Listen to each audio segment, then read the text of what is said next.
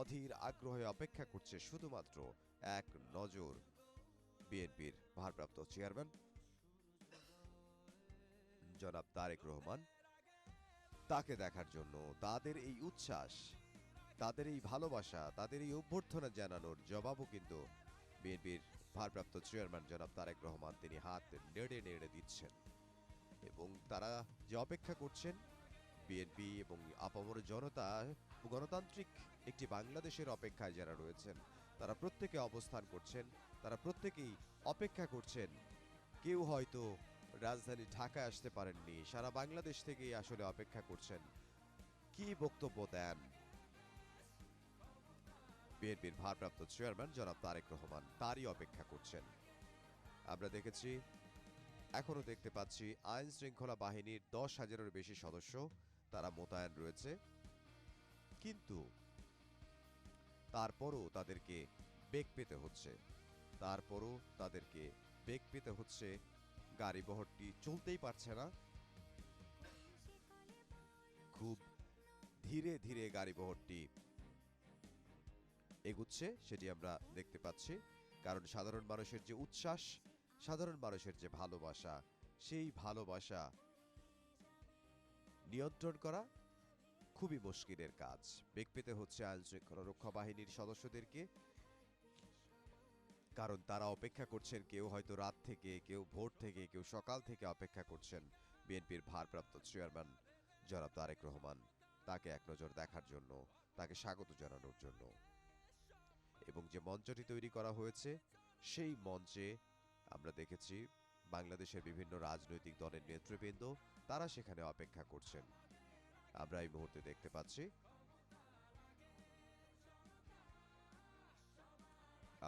পাচ্ছি, জুলাই ৩৬ এক্সপ্রেসওয়ের পথে বিএনপির ভারপ্রাপ্ত চেয়ারম্যান তারেক রহমান, তাকে বহনকারী যে গাড়ি বহরটি, সেই গাড়ি বহরটি ধীরে ধীরে এগিয়ে যাচ্ছে, যেখানে তার এই ঐতিহাসিক স্বদেশ প্রত্যাবর্তন উপলক্ষে তাকে অভিবাদন জানানোর জন্য, তাকে অভ্যর্থনা জানানোর জন্য যে আয়োজন করা হয়েছে, একটি অস্থায়ী মঞ্চ বানানো হয়েছে, তার দিকে আসলে অগ্রসর হচ্ছেন। তার সঙ্গে গাড়িবহরে আছেন বিএনপির স্থায়ী কমিটির বেশ কয়েকজন সদস্য। এর আগে আমরা দেখেছি বিএনপির নীতি নির্ধারণী ফোরাম স্থায়ী কমিটির সদস্য যারা রয়েছেন, তারা তাকে স্বাগত জানাতে, তারা তাকে অভিবাদন জানাতে উপস্থিত হয়েছেন হযরত শাহজালাল আন্তর্জাতিক বিমানবন্দরে। এবং সেখানে তারা বিএনপির ভারপ্রাপ্ত চেয়ারম্যান জনাব তারেক রহমান তাকে অভিবাদন জানান এবং দলের স্থায়ী কমিটির সদস্যদের নিয়ে বাসে করে তাকে যে অভ্যর্থনা জানানো হবে, যে মঞ্চ, সেই মঞ্চের দিকে তারা এগিয়ে যাচ্ছে। আর অল্প কিছু দূর সময় বাকি আছে সেই মঞ্চে পৌঁছতে। এত মানুষের ভালোবাসা আমরা দেখেছি, কানায় কানায় পূর্ণ হয়ে গেছে রাস্তা। আমরা ফ্লাইওভারের উপরে, আমরা ওভারব্রিজের ছাদেও অসংখ্য মানুষকে দেখতে পাচ্ছি।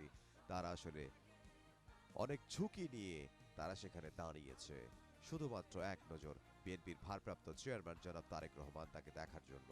তারা বিএনপির পতাকা হাতে বিএনপির ভারপ্রাপ্ত চেয়ারম্যানকে স্বাগত জানাচ্ছেন। তারা বাংলাদেশের পতাকা নাড়িয়ে তারা বিএনপির ভারপ্রাপ্ত চেয়ারম্যান জনাব তারেক রহমান তাকে স্বাগত জানাচ্ছেন। অসংখ্য জনতা তারা উপস্থিত হয়েছেন শুধুমাত্র বিএনপির ভারপ্রাপ্ত চেয়ারম্যান তারেক রহমানের ঐতিহাসিক স্বদেশ প্রত্যাবর্তন উপলক্ষে।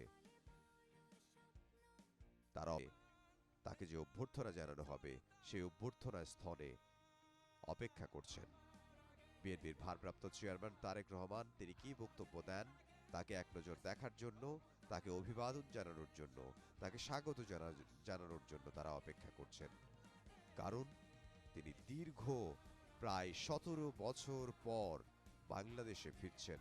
তার এই ঐতিহাসিক স্বদেশ প্রত্যাবর্তন উপলক্ষে আজকের এই আয়োজনের সাক্ষী হতে, এই ঐতিহাসিক ক্ষণের সাক্ষী হতে অনেকেই কিন্তু উপস্থিত হয়েছেন রাজধানীর যে জুলাই ৩৬ এক্সপ্রেসওয়ে, সেখানে আসলে সেখানে তারা দাঁড়িয়েছেন। একটি অস্থায়ী মঞ্চ করা হয়েছে, সেই মঞ্চের সামনে তারা অপেক্ষা করছেন। আইন শৃঙ্খলা রক্ষা বাহিনীরও বেগ পেতে হচ্ছে। খুবই ধীরে চলছে বিএনপির ভারপ্রাপ্ত চেয়ারম্যান জনাব তারেক রহমান। তাকে বহনকারী গাড়িটি আমরা দেখেছি। বিএনপির ভারপ্রাপ্ত চেয়ারম্যান জনাব তারেক রহমান, তাকে অভিবাদন জানাতে হযরত শাহজালাল আন্তর্জাতিক বিমানবন্দরে, সেখানে দলের স্থায়ী কমিটির সদস্য বিএনপির মহাসচিব মির্জা ফখরুল ইসলাম আলমগীর সহ বেশ কয়েকজন নেতাকর্মীকে আমরা দেখেছি তাকে অভিবাদন জানাতে, তাকে সম্ভাষণ জানাতে, তাকে স্বাগত জানাতে তারা হযরত শাহজালাল আন্তর্জাতিক বিমানবন্দরে যান এবং সেখান থেকে তারা বিএনপির ভারপ্রাপ্ত চেয়ারম্যান জনাব তারেক রহমানকে নিয়ে গাড়ি বহরে করে তারা আসলে যে মঞ্চ করা হয়েছে জুলাই ৩৬ এক্সপ্রেসওয়েতে, সেই অস্থায়ী মঞ্চের দিকে এগোচ্ছে। এবং আমরা দেখেছি ফ্লাইওভারের এবং ফুটওভার ব্রিজ যে রয়েছে, ফুটওভার ব্রিজের মধ্যে অসংখ্য মানুষ সেখানে অবস্থান করছে এবং ফুটওভার ব্রিজের যে ছাদ রয়েছে সেখানে অসংখ্য মানুষ সেখানে দাঁড়িয়ে অভিবাদন জানাচ্ছেন বিএনপির ভারপ্রাপ্ত চেয়ারম্যান জনাব তারেক রহমানকে। এবং এই অভিবাদনের জবাব দিচ্ছেন হাত নেড়ে নেড়ে বিএনপির ভারপ্রাপ্ত চেয়ারম্যান জনাব তারেক রহমান। তিনিও তাদের এই অভিবাদনের জবাব দিচ্ছেন এবং সবার প্রতি তিনি ফেসবুকে তাদের ছবি পোস্ট করে সবার প্রতি কৃতজ্ঞতা জানিয়েছেন। এর আগে আমরা দেখেছি যখন তিনি ভিআইপি লাউঞ্জে হযরত শাহজালাল আন্তর্জাতিক বিমানবন্দরে অবস্থান করছিলেন, তখন তিনি টেলিফোনে অন্তর্বর্তীকালীন সরকারের প্রধান উপদেষ্টা ডক্টর মোহাম্মদ ইউনূস, তাকে তিনি ফোন করে তার প্রতি কৃতজ্ঞতা জানিয়েছেন।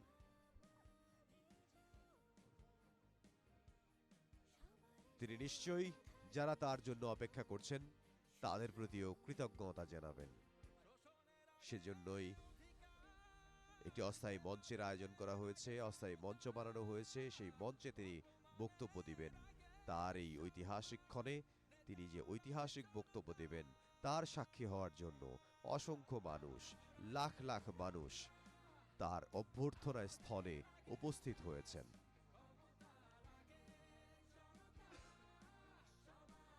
বিএনপির ভারপ্রাপ্ত চেয়ারম্যান জনাব তারেক রহমান ১৭ বছর পর দেশের মাটিতে পা রাখলেন। তার এই ঐতিহাসিক স্বদেশ প্রত্যাবর্তন, এটিকে স্মরণীয় করে রাখার জন্য, যে একটি ঐতিহাসিক বাংলাদেশের রাজনীতির জন্য একটি ঐতিহাসিক ক্ষণ, একটি ঐতিহাসিক দিন, এই দিনটিকে স্মরণ করার জন্য এই দিনটির অপেক্ষায় লাখ লাখ নেতাকর্মীরা রয়েছেন এবং তার এই ঐতিহাসিক স্বদেশ প্রত্যাবর্তন, এটি আসলে ইতিহাসের পাতায় রয়ে যাবে এবং ইতিহাসের পাতায় এটি একটি ঐতিহাসিক দিন হিসেবে থাকবে। বাংলাদেশের রাজনীতিতে এটি একটি ঐতিহাসিক দিন। এই ঐতিহাসিক দিনের সাক্ষী হতে লাখো জনতা উপস্থিত হয়েছেন এবং বিএনপির ভারপ্রাপ্ত চেয়ারম্যান জনাব তারেক রহমান তিনি বাংলাদেশে এসে অন্তর্বর্তীকালীন সরকারের প্রধান উপদেষ্টা ডক্টর মোহাম্মদ ইউনূস তাকে ফোন করে কৃতজ্ঞতা জানিয়েছেন। এবং আমরা দেখেছি প্রধান উপদেষ্টা ডক্টর মোহাম্মদ ইউনূস তিনিও আসলে তাকে স্বাগত জানিয়েছেন। তারেক রহমানকে স্বাগত জানিয়েছেন প্রধান উপদেষ্টা ডক্টর মোহাম্মদ ইউনূস।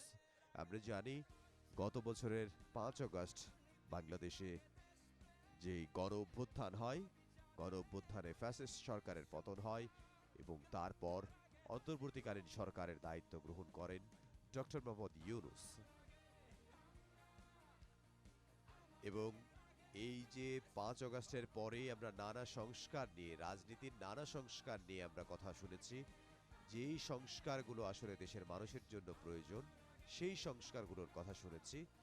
শুধুমাত্র ৫ আগস্টের পরে নয়, আমরা শুনেছি বিএনপির ভারপ্রাপ্ত চেয়ারম্যান তারেক রহমান তিনি তার আগে থেকেই আসলে সংস্কারের কথা বলতেন।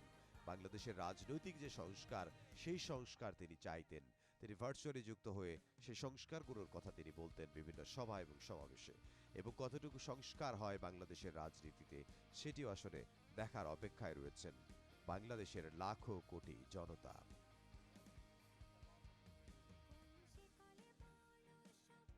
আমরা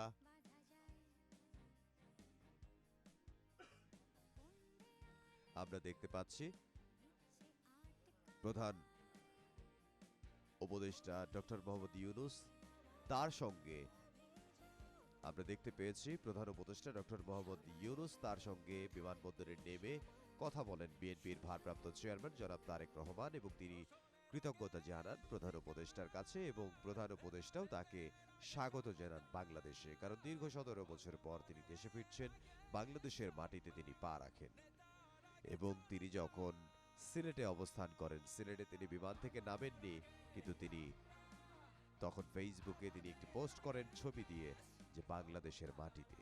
এবং এরপরে যখন তিনি বাংলাদেশের মাটিতে এসে পৌঁছান, যখন ঢাকার মাটিতে এসে পৌঁছান হযরত শাহজালাল আন্তর্জাতিক বিমানবন্দরে, সেখানে তিনি পৌঁছান এবং সেখানে পৌঁছানোর পর আমরা দেখেছি তিনি বিমানবন্দরে যখন যেখানে মাটি আছে তিনি জুতা খুলে সেই মাটি স্পর্শ করলেন এবং এক মুঠো মাটি তিনি হাত দিয়ে তুলে